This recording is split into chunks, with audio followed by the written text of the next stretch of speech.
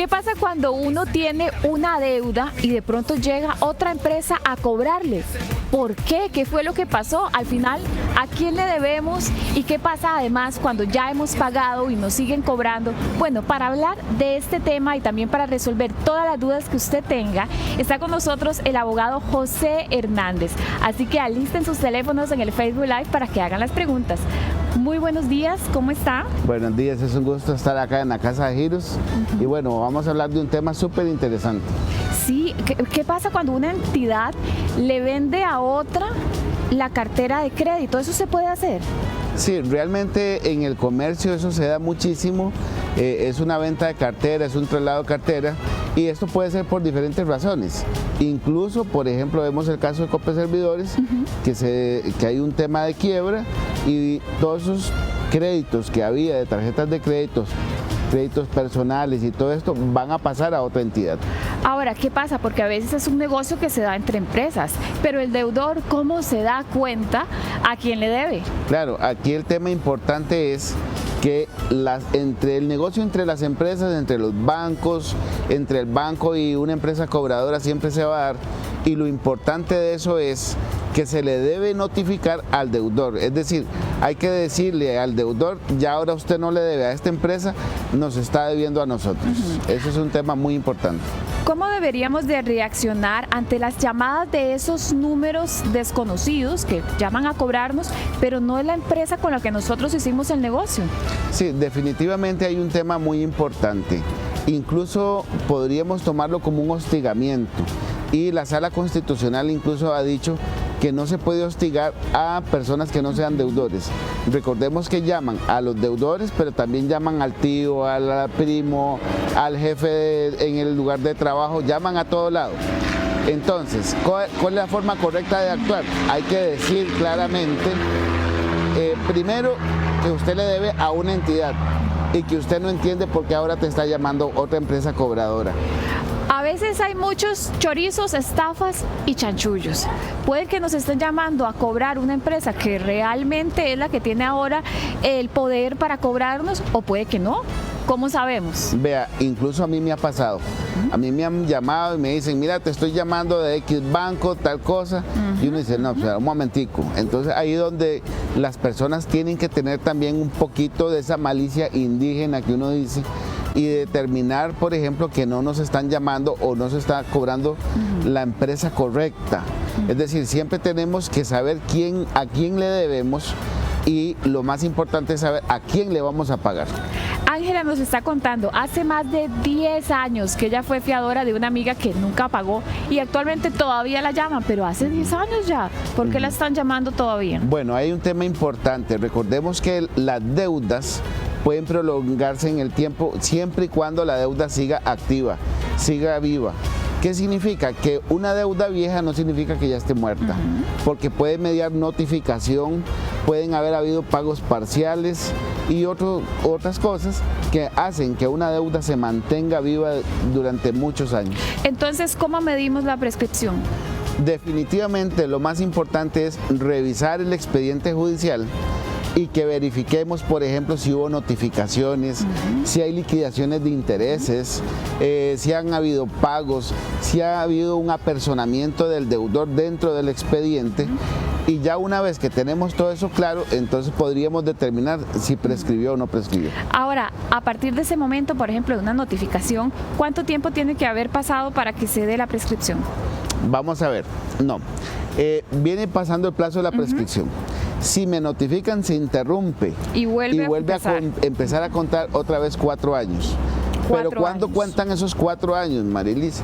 Solamente si notifican al deudor y no presentan liquidaciones de intereses. ¿Qué significa esto? Que si el deudor está notificado y esa entidad bancaria o esa empresa cobradora está presentando liquidaciones de intereses cada año, la deuda nunca va a prescribir. Esa empresa cobradora que nos llama, nosotros no sabemos a quién le estamos pagando la deuda. ¿Qué pasa si después llega, por dar un ejemplo, Copeservidores a cobrarnos? la deuda que ya le estamos pagando a esta otra empresa. Es un enredo. ¿Cómo sabemos a quién pagarle? Bueno, ahí sí es un tema muy importante. Siempre las personas tienen que averiguar bien a quién le están pagando, quién es esa persona que les está cobrando, y cuando usted realiza pagos, evidentemente tienen que haber lo que se llaman los estados de cuenta, donde a usted le digan que usted está pagando, cuál es el número de operación, cuál es el pagaré que usted está pagando. Tiene que haber una emisión de un recibo, y por lo tanto también la persona está obligada a llevar un control. Es decir, no puede simplemente confiarse, decir, ya estoy pagando, y ni siquiera saber si es el acreedor correcto. Ve el caso de doña Cinia. Ella estaba en una academia y firmó un contrato con esta academia, pero ahora aparece como si ella hubiese firmado con otra empresa que no tiene nada que ver. ¿Qué es lo que está pasando? ¿Eso es válido?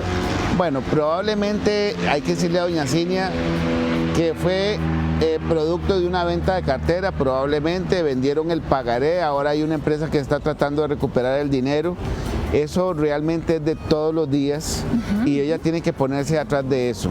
Mi consejo siempre es revisar, porque normalmente cuando se da una venta de cartera ya la persona está demandada.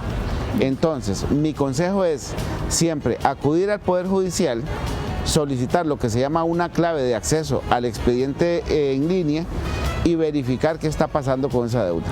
Vea, el caso de Azu está preguntando si las deudas con el ICE prescriben. Toda deuda prescribe, lo único es que tienen diferentes plazos de prescripción. Por ejemplo, una infracción de tránsito prescribe a los 7 años, una hipoteca a los 10 años, un crédito personal a los 4 años, y cuando hablamos del ICE lo que estamos hablando son de facturas por un teléfono que no pagué o por un servicio que no pagué, y entonces la prescripción es de 4 años. Ve el caso de Juan. Él tenía un embargo salarial con una mutual, le estaban rebajando, a principios de año le dejaron de rebajar y ahora hay una empresa guisa que le está cobrando. A él le parece raro porque él había hecho el negocio hace muchos años con la mutual y en este momento se supone que tenían ese arreglo, ¿verdad? Pero ahora ya no le rebajan más y guisa le está cobrando. Sí, ese es un tema muy importante. Las personas tienen que conservar la prueba de todo lo que vienen haciendo. Si hicieron un arreglo pago, deberían de tener esa prueba. Todos los pagos que hicieron durante ese tiempo, todas esas rebajas, tienen que estar ahí guardado como una prueba para podérselo demostrar a un juez eventualmente. ¿Qué sucede? Muchas veces trasladan las operaciones y las trasladan como cuando debía la totalidad y tal vez ya iban por la mitad. La única defensa es tener la prueba de que yo ya había pagado algo. Ve el caso de Elisette. Hace 20 años la había manchado una de estas empresas que venden electrodomésticos y actualmente no le prestan dinero por eso. 20 años. ¿Cómo hacemos para limpiar el récord? Bueno, ahí estamos hablando de otro supuesto, que son las manchas comerciales. Recordemos que a nivel comercial tenemos dos manchas. Lo que hace la SUGEF por un lado, a nivel de bancos, y lo que hacen las empresas que venden información crediticia. Hay que revisar qué pasó con esa deuda de esta empresa comercial y pedirle a las empresas que venden información que eliminen esa mancha. Vea lo que escuchó Adri. Le dijo la vecina que sí es cierto que después de los 65 años le quitan las deudas a una persona que ya está pensionada. No. ¿Es cierto eso? No, definitivamente no. Eso, digamos, no sucede así. Incluso un pensionado, no puede ser embargado, pero un pensionado puede incluso autorizar rebajos automáticos desde su pensión. Ojo ahí, usted acaba de decir, no puede ser embargado. No pueden ser embargados. ¿La pensión puede embargarse? No. ¿No? ¿La casita donde viven los señores? Sí. ¿Sí? Cualquier bien, cuentas bancarias, vehículos, cualquier cosa que tenga un pensionado se puede embargar. Lo que no se puede embargar es la pensión, por ley. Dayan nos está preguntando si le podrían quitar la casa si tiene una deuda por un teléfono en una importadora. Vea, lastimosamente sí. Vamos a ver, si a usted hace un crédito por un teléfono, 500,000 colones, y le notifican del proceso, no hace nada, no paga, le notifican que va a llegar a remate, la persona no hace nada, eventualmente el remate se hace y podría perder a alguien una casa por 500,000 colones sin ningún problema. Dice Vivi que por una deuda se pueden hacer 2 embargos, por el que lo hizo y el que le cobra. ¿Se puede? No, porque ahí sí estamos hablando de algo. Vamos a ver, yo le debo a una persona trasladan mi deuda hacia otra entidad y con esto lo que hacen es que el nuevo acreedor o la empresa cobradora presenta una demanda de cobro judicial y solicita embargos. No pueden haber dos cobros por la misma deuda, eso no se puede. Ok, también nos está preguntando María Ángel porque, bueno, ella sacó un préstamo con los que llamamos garrotera, ¿verdad? Los prestamistas. Ya pagó y le siguen cobrando. Otra gente aparte. ¿Qué hacemos? Sí, ahí determinemos ¿Qué hacemos? Si era un acreedor informal, digamos lo llamado gota a gota, que ese sí es un problema muy grande, o eventualmente si es una financiera que trasladó el crédito. Perdón, era una financiera garrotera, no era de gota a gota, pero era de las que cobran interés leonino. Sí, ahí estamos en la misma situación. Todo es un tema de prueba. Tiene que tener los comprobantes de que ya había pagado y si la demandan, entonces tendría una defensa delante de un juez. Ojo con esos comprobantes porque se le borra la tinta. Sáquenle foto porque los hacen de muy mala calidad. Definitivamente, el papel está diseñado para eso. Está hecho para eso, así que sáquenle foto. Pero ahora, ¿qué pasa? Porque nos dice Miga que si una amiga está manchada en todas las entidades y usa el nombre de ella, ¿eso es un delito? Totalmente. ¿Cuál delito es? Ahí podría ser falsedad ideológica, uso de documentos falsos, ahí podrían haber varias cosas, hasta un tema de estafa eventualmente. Ahí hay un combo tremendo. Sí, hay que Doña tener cuidado. Rocío dice que le pegaron una fianza hace 7 años, pero en estos 7 años ya tengo 3 años de jubilada. Y dice que le siguen rebajando a pesar de que ya quebró la empresa.